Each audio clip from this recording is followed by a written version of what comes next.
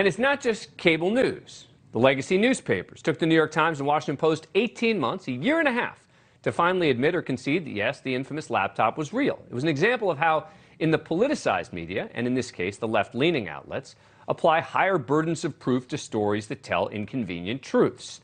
The story actually dates back to October 2020. The New York Post published a bombshell report revealing contents from the laptop. The Post spelled out its sourcing in detail. They explained how the laptop was dropped off at a Delaware repair shop, how it sat abandoned for months despite the owner's efforts, he said, to contact the customer. It was then seized by the FBI, with the paper publishing a federal subpoena given to the shop owner. And the report explained how the shop owner made a copy of the hard drive and gave it to an attorney for Rudy Giuliani. Giuliani ultimately gave it to the New York Post. Now, obviously, Rudy Giuliani was already facing serious credibility issues by October of 2020, and he was being very dodgy about turning over source material to others who asked. Even Fox News had concerns about the story in the early days. But that didn't change the fact that there were other verifiable parts of the story that had nothing to do with Giuliani. Yet the New York Times and Washington Post immediately cast doubt on it and were pretty authoritative in doing it. The Washington Post painted the whole thing as a Trump-orchestrated smear campaign in a piece titled, "3 weeks before Election Day, Trump allies go after Hunter and Joe Biden." They wrote, quote, "The New York Post report was met with skepticism, particularly from social media companies that sought to limit the spread of the news.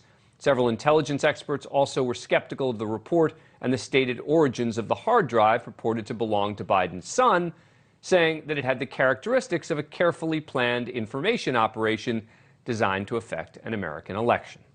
The Times largely ignored the story altogether, except to publish a report about internal hand-wringing at the New York Post over whether to run the story. Quote, New York Post published Hunter Biden report amid newsroom doubts. The Times headline blared, quote, "Many Post staff members questioned whether the paper had done enough to verify the authenticity of the hard drive's contents, said 5 people with knowledge of the tabloid's inner workings. Staff members also had concerns about the reliability of its sourcing and its timing." The debate inside the Post framed in a way to cast doubt on the whole thing. The Times also ran an authoritative fact check titled "What We Know and Don't Know About Hunter Biden and a Laptop."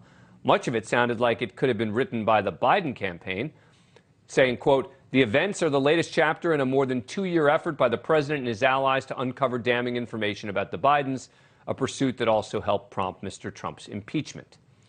But maybe the greatest media sin here was that Twitter blocked links to the story for potentially containing unreliable or hacked material. They even took down the New York Post's account for 16 days. Facebook restricted the laptop story as possible information. Of course, this is happening weeks before the 2020 election. And beyond the dismissiveness of the New York Times and the Washington Post and the social media outlets, there was seemingly a lack of curiosity to get to the bottom of the story. And that lack of curiosity became especially glaring in April of 2021. Because at that point, Hunter Biden himself gave a wishy-washy non-denial when asked if the laptop was his. Was that your laptop? For real, I don't know. I know, but you know that this is. I really don't know. Okay. The answer is. You don't know, yes or no, if the laptop was yours. I don't have any idea. I have no idea. So could have been yours. Of course, certainly. There could be a laptop out there that was stolen from me. There could be that I was hacked. It could be that it was Russian intelligence. It could be that it was stolen from me. Right, of course. We all sort of forget where happens to our laptops. Now, at that point, I would think any doubts should have been allayed.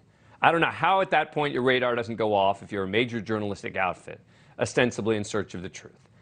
And yet a whole nother year passed before the Times and Washington Post finally, and in one case quietly, saw the light. In March of this year, the Times, in the 24th paragraph, a broader story about the president's son, gently inserted this nugget, quote, "Those emails were obtained by the New York Times from a cache of files that appears to have come from a laptop abandoned by Mr. Biden in a Delaware repair shop. The email and others in the cache were authenticated by people familiar with them and with the investigation." That's it. After 18 months of purported and suggestions of Russian disinformation, that was the mea culpa. Thank you for watching. Go to newsnationnow.com to find NewsNation on your cable provider. And don't forget to click the red subscribe button below to get more of NewsNation's fact-driven, unbiased coverage.